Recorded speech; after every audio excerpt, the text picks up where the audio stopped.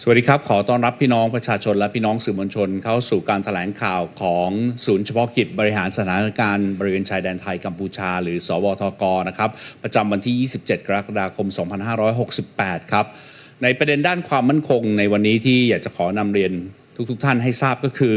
จากประเด็นที่อาจจะปรากฏเป็นข่าวแล้วนะครับในเรื่องของการเรียกร้องของบางประเทศให้ทั้งไทยและกัมพูชาหยุดยิงนะครับฝ่ายไทยนั้นขอเรียนชี้แจงว่าเห็นด้วยนะครับในหลักการดังกล่าวครับแต่จะกระทำได้ก็ต่อเมื่อฝ่ายกัมพูชาแสดงความจริงใจและเข้าร่วมหารือในขั้นตอนในรายละเอียดต่างๆด้วยนะครับรวมทั้งหยุดยิงเป็นที่ประจักษ์นะครับอย่างไรก็ตามนะครับจากสถานการณ์ที่ผ่านมาก็เห็นได้ว่านะครับฝ่ายกัมพูชาก็ยังคงมีการส่งกำลังทหารเข้าปะทะบริเวณใกล้เคียงพื้นที่เขาพระวิหารในเวลาตี 2:10 นาทีหรือ 0210 นะครับแล้วก็ประกอบด้วยการยิงจรวด BM-21 นะครับเมื่อเวลา 0610 นะครับเป็นกระสุนชนิดจรวดนะครับโดยเข้ามายังฝ่ายไทยและตกมาที่บริเวณบ้านตาโส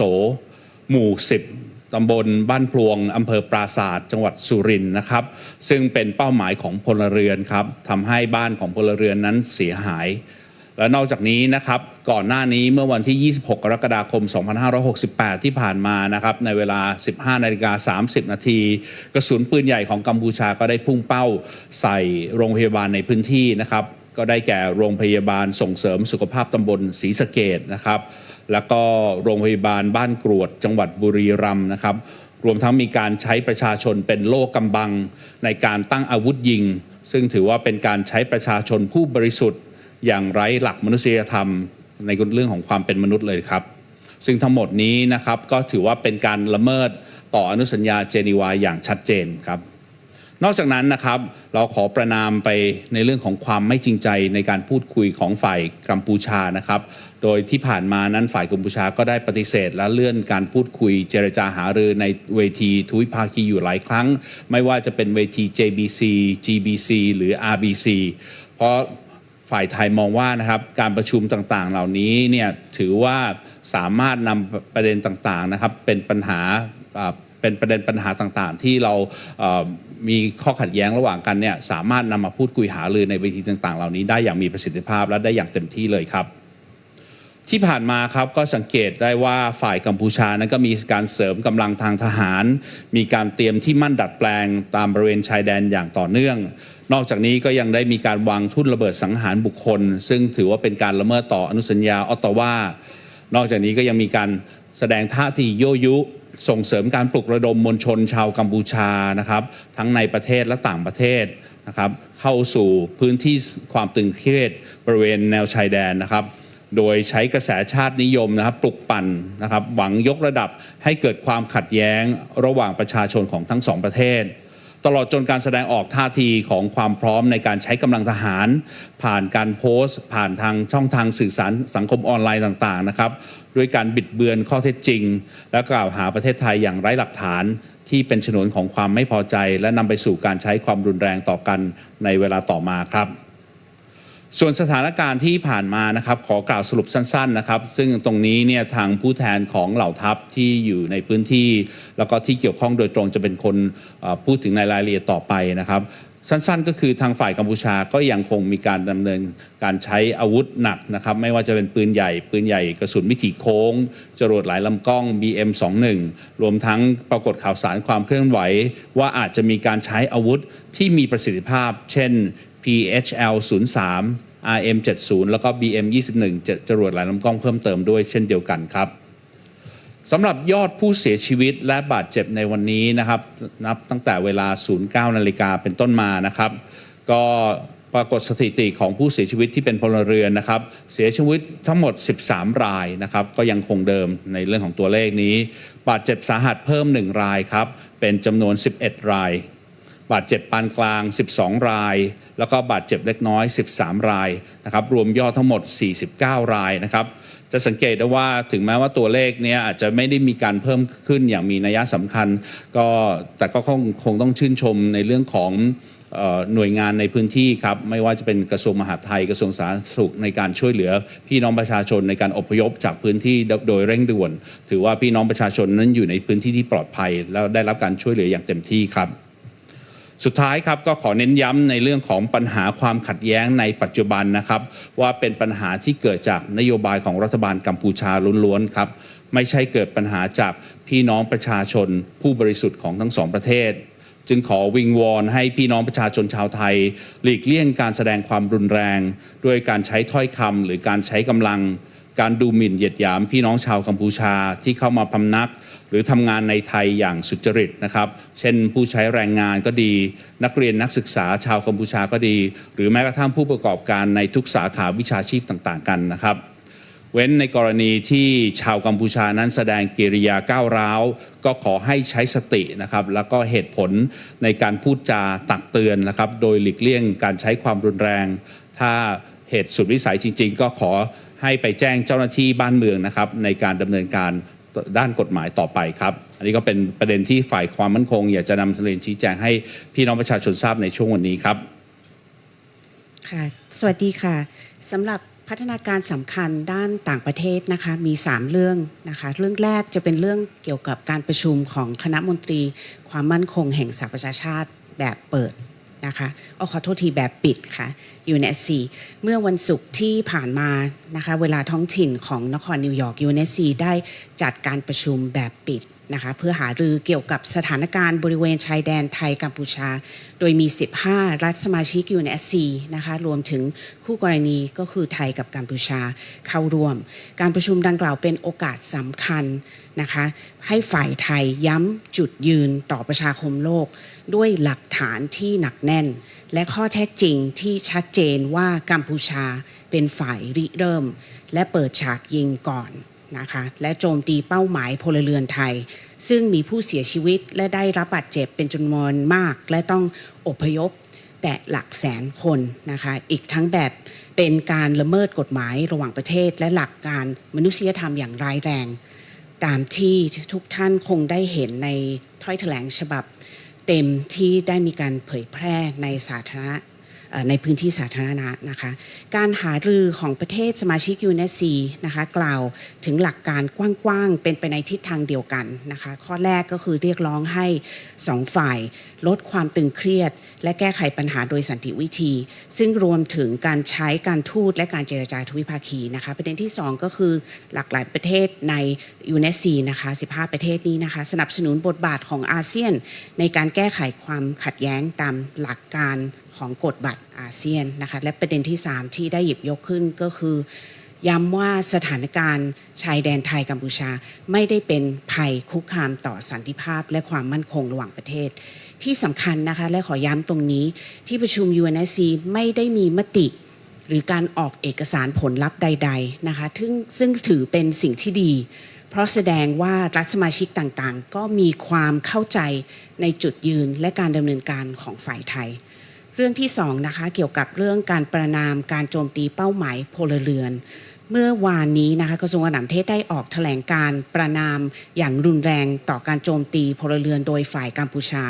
ซึ่งเป็นการกระทำอันไร้มนุษยธรรมและขัดต่อกฎหมายระหว่างประเทศคืออนุสัญญาเจนีวา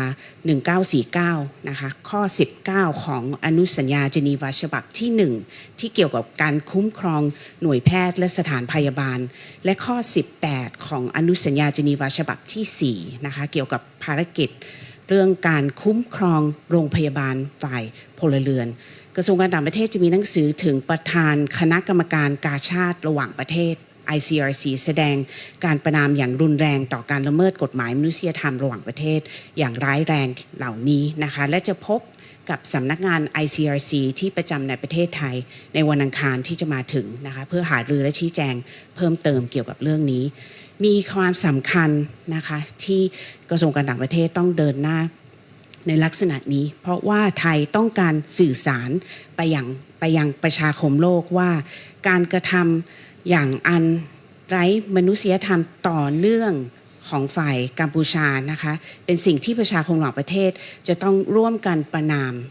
เมื่อเช้านี้เองนะคะกัมพูชายังได้โจมตีสถานที่ต่างๆของพลเรือนในดินแดนไทยอยู่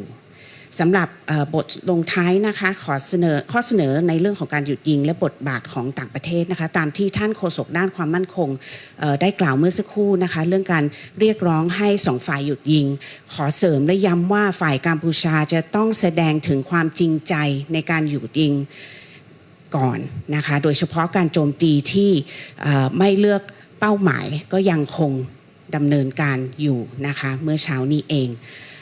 ซึ่งกระทรวงการต่างประเทศก็ยังต้องออกแถลงการชี้แจงต่อสื่อต่างประเทศและประณามกรณีกองกำลังกัมพูชาใช้อาวุธร้ายแรงโจมตีบ้านเรือนประชาชนในจังหวัดซูเดนเมื่อเช้านี้ค่ะพร้อม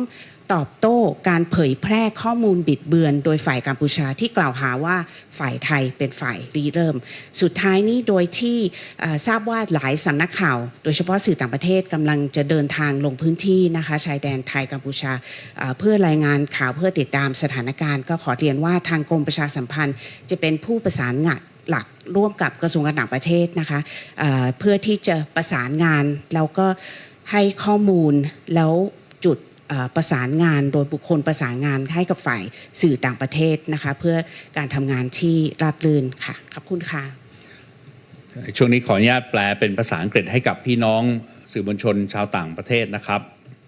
So good afternoon and welcome to the press briefing of the Ad Hoc Center for Thailand-Cambodia Border Situation. In terms of the update for the 27th of July 2025, I have the following. In response to calls from some countries for Thailand and Cambodia to ceasefire,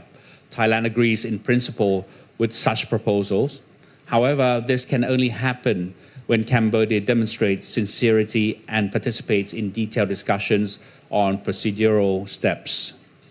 Nonetheless, in recent developments, Cambodia forces continue to launch attacks at Previher area at 0210 hours and fired BM-21 rockets into Thai territory at 0610 hours, impacting Ban Ta So in Prasat district in Surin province, which is a civilian target.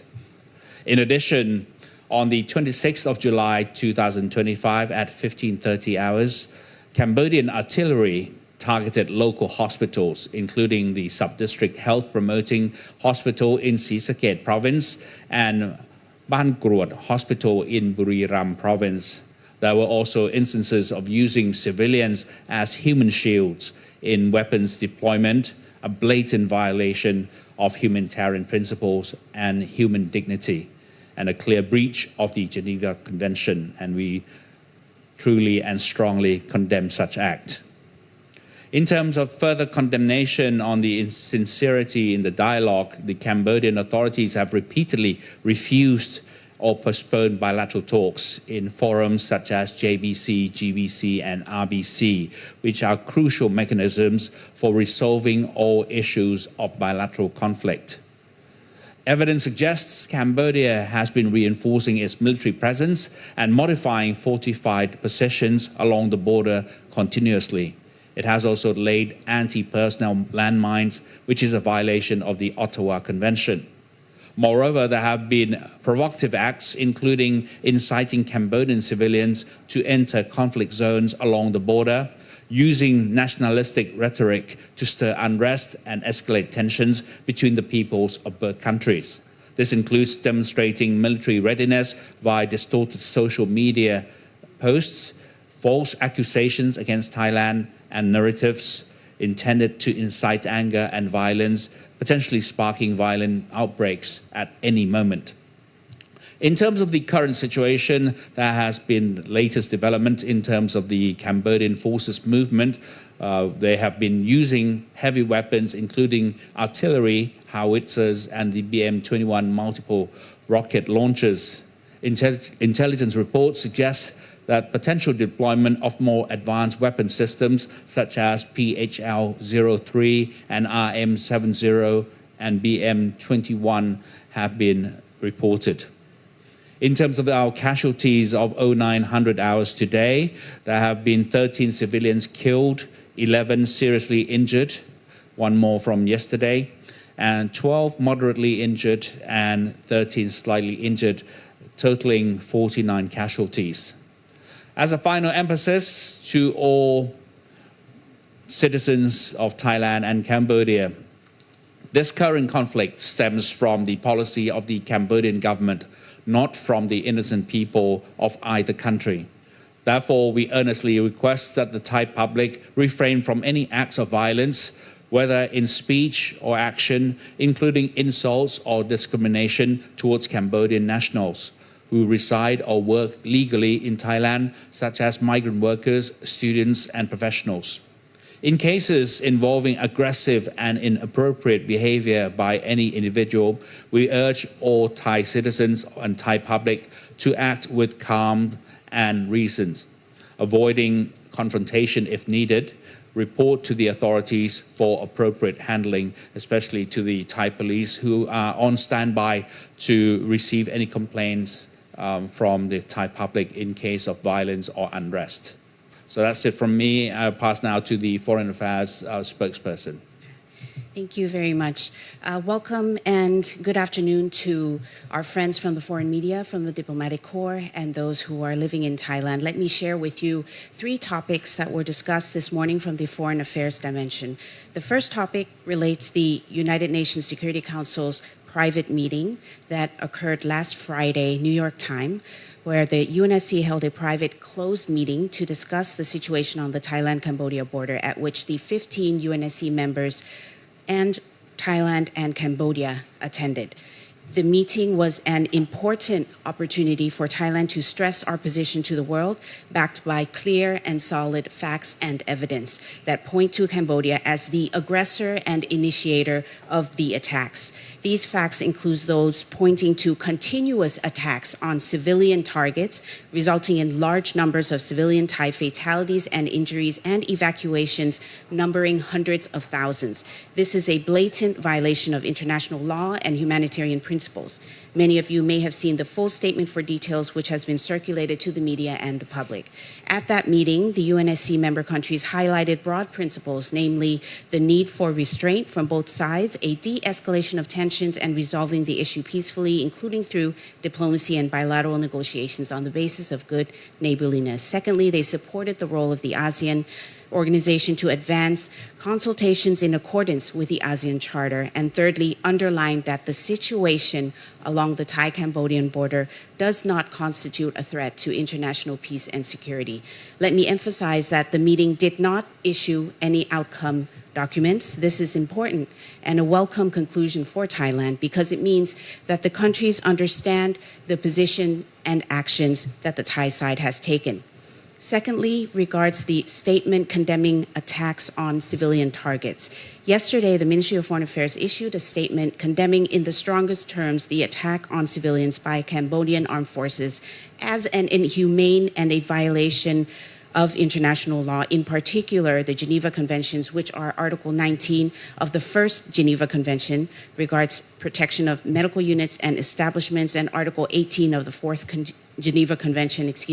on protection of civilian hospitals. The Ministry of Foreign Affairs is sending a protest letter to the President of the International Committee of the Red Cross to place on record our strong condemnation of these egregious violations of international humanitarian law, and will meet with the representative of the ICRC in Thailand on Tuesday to discuss and clarify this matter further. This is important because the global community must unite to condemn these inhumane actions being committed by Cambodia, which constitute a serious violation of international law. Reports show that even this morning, Cambodia continues to shell civilian targets in Thai territory.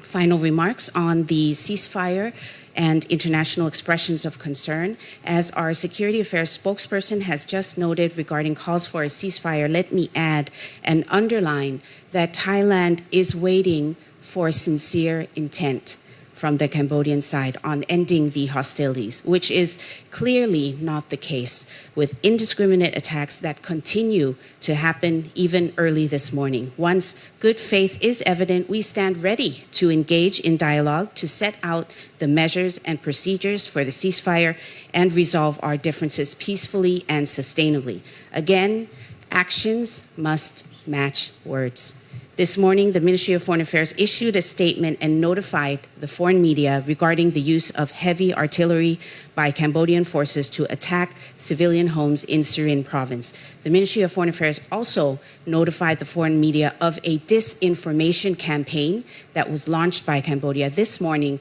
falsely alleging that Thailand fired first shots. Thailand must condemn in the strongest terms these repeated and egregious violations of the basic principles of human rights and international humanitarian law. Again, we call on Cambodia to immediately cease its attacks on civilian targets while we reserve the right to self-defense in accordance with Article 51 of the United Nations Charter. We urge the international community to join in condemning Cambodia's inhumane acts against innocent Thai civilians. Finally, there are a number of media outlets, particularly international, contacting us regarding entering the border areas to cover the current situation. Please be informed that the Public Relations Department will be coordinating on this together with the Ministry of Foreign Affairs, and we will provide details on contact points and relevant procedures in order to facilitate the foreign media with accurate facts and information on what is happening on the ground. That's it for me for today. Thank you very much for your attention. ครับและทั้งหมดนี้ก็คือการแถลงข่าวประจำวันที่ 27 กรกฎาคม 2568 นะครับก็ขอบคุณทุกท่านที่ติดตามรับชมรับฟังมาโดยตลอดครับแล้วพบกันใหม่ในครั้งหน้าครับสวัสดีครับสวัสดีค่ะ